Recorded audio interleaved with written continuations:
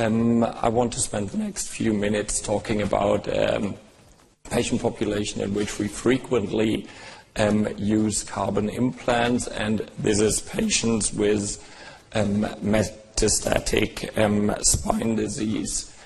And before I come to the clinical applications, I want to show you a few numbers so that we know about what kind of a disease we're actually speaking. So the incidence of new diagnosed cancer is around 100 to 400 per 100,000 per year, which means that we should see more than 1,000 patients with newly diagnosed cancer a year here at the University Hospital of Zurich.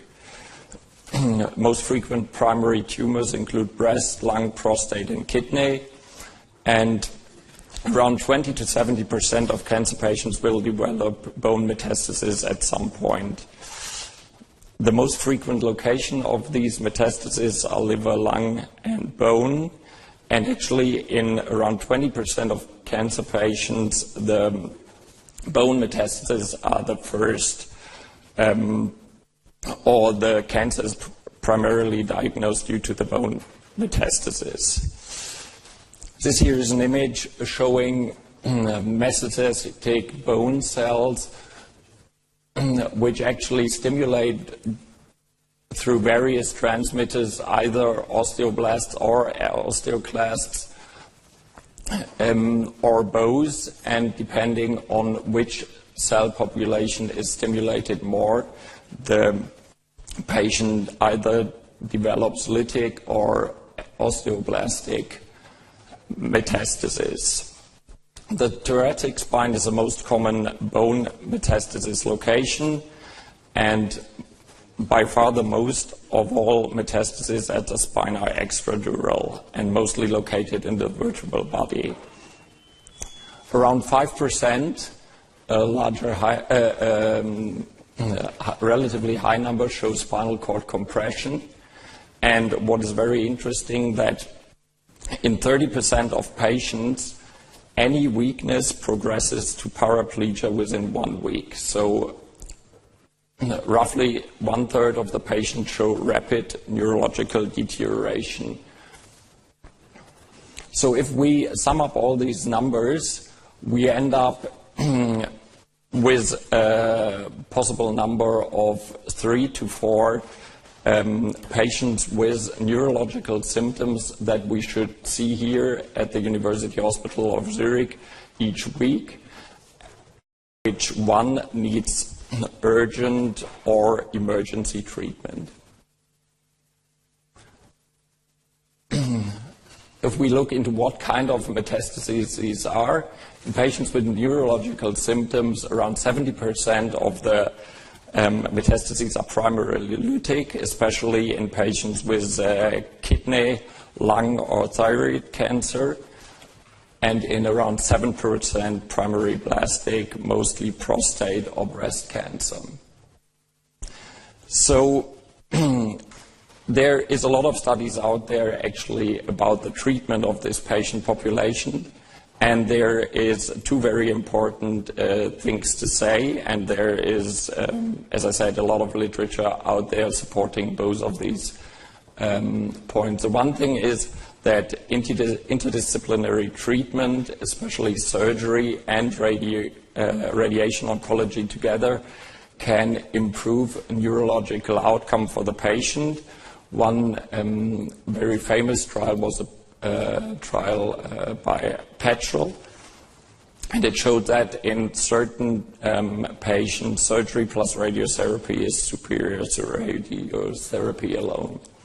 The other thing is that there is various studies showing that surgical treatment within, for example, 48 hours of symptom onset can improve neurological outcome and ambulatory function. So we know that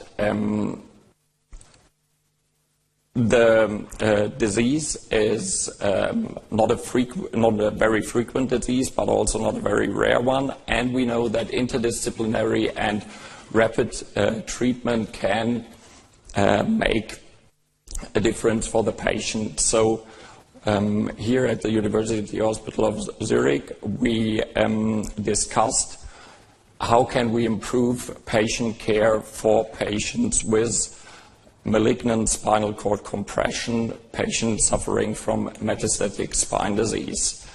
And one of the first things we came up with is provide sufficient information for physicians, surgeons, and patients to establish a single point of contact for physicians and patients, and to create an interdisciplinary pathway for patient care involving all the departments here at the University Hospital, including neurology, neurosurgery, oncology, radiology, radiation oncology, and traumatology. So what we did is that we put some information on the website of the Cancer Center Zurich, where we have some information in regards to oncological emergencies, where you can find red flags which can help doctors and patients to decide whether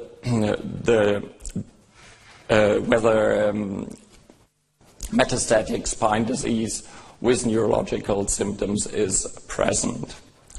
Furthermore, we established a single point of contact, which is a staff neurologist here at the emergency department, who can be reached 24/7. And this is a single point of contact for patients, for doctors working here at the hospital, as well as physicians who want to refer patients. The staff neurologist organizes that a patient can be seen at the emergency department, examines the patient, and orders additional exams like MRI scans, CT scans.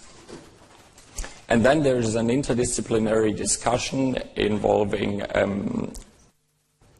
neurosurgery, neurology, radiation oncology, oncology and traumatology to discuss the best possible treatment for the patient, which could include emergency surgery and post-operative radiotherapy, which could include oncological therapy, or in some cases, palliative care.